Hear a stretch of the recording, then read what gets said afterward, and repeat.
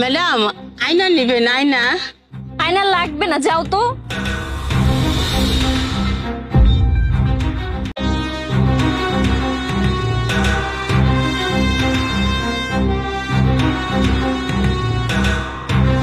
হিমু কি করছো? আরে এই তো সেলফি তুলতেছিলাম। আচ্ছা সেলফি তুলতেছো, ঠিক আছে চলো আমরা যাই তাহলে। পানি নেই? না গাড়িতে তো পানি নেই, আর আশেপাশে আমি কোনো দোকানও তো দেখছি না। আচ্ছা কাজ করি, মাত্র আধা ঘন্টা লাগবে বাসায় যেতে, তুমি বাসায় গিয়ে পানি খেয়ে নিও। আচ্ছা যাচ্ছি আমি।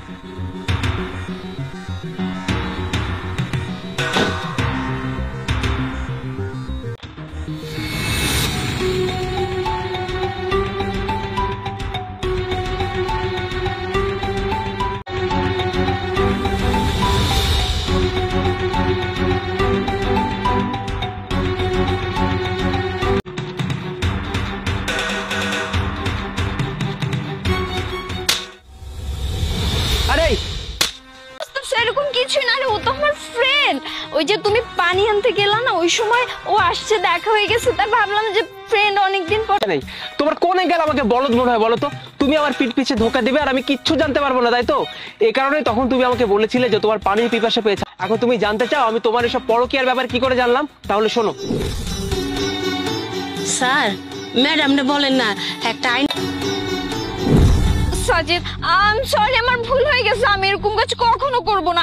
এই যে নাও তুমি আমার মোবাইল নাও, মোবাইল দাও প্লিজ, তুমি আমাকে ক্ষমা করে দাও। তুমি এখন থেকে যা বলবো আমি তাই শুনবো, আমি ওর সাথে কোনো কন্ট্যাক্টই করব না।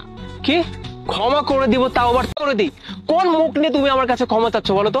আমি তোমাকে কিভাবে ক্ষমা করব? কারণ তুমি তো বেঈমান, বেঈমানদেরকে তো ক্ষমা করতে হয় না। আমি খুব শীঘ্রই আমি তোমাকে পাঠিয়ে দিব, সেটার জন্য অপেক্ষা করো। ভাই আজকের পর থেকে আমি ওর সাথে যোগাযোগ করবো না, আমাকে মাফ করে দেন ভাই। এই চুপ কর, তোকে একবার মারছি না আর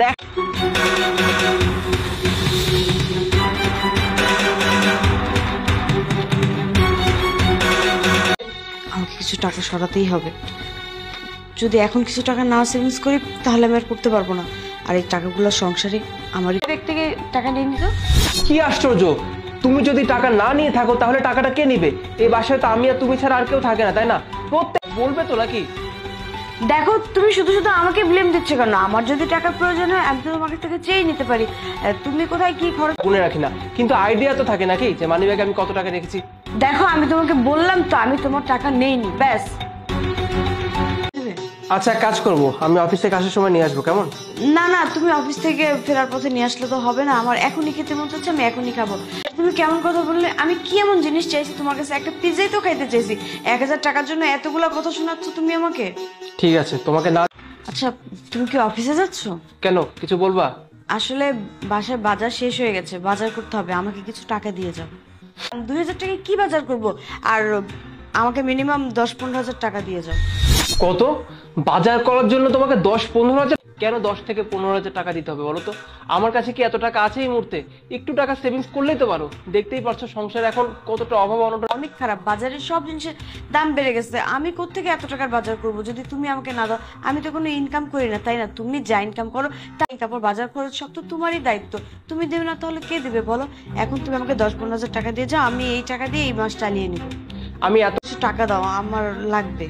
আমার এমনিতেই না অফিসের জন্য অনেক দেরি হয়ে যাচ্ছে বুঝছো। আমি তোমার সঙ্গে ঝগড়া করতে চাচ্ছি না দোলা, কেন বোঝার চেষ্টা করো না তুমি? কথা শোনাবে যে তোমাকে যে আমি এতগুলো টাকা দিই বাজার করার জন্য, তাহলে প্রতিদিন আমাকে ডাল ভাত কেন খাওয়াচ্ছ? তোমার এই কথা শুনতে আমি একদম রাজি না। তুমি আমাকে বেশি করে টাকা দাও, আমি বেশি।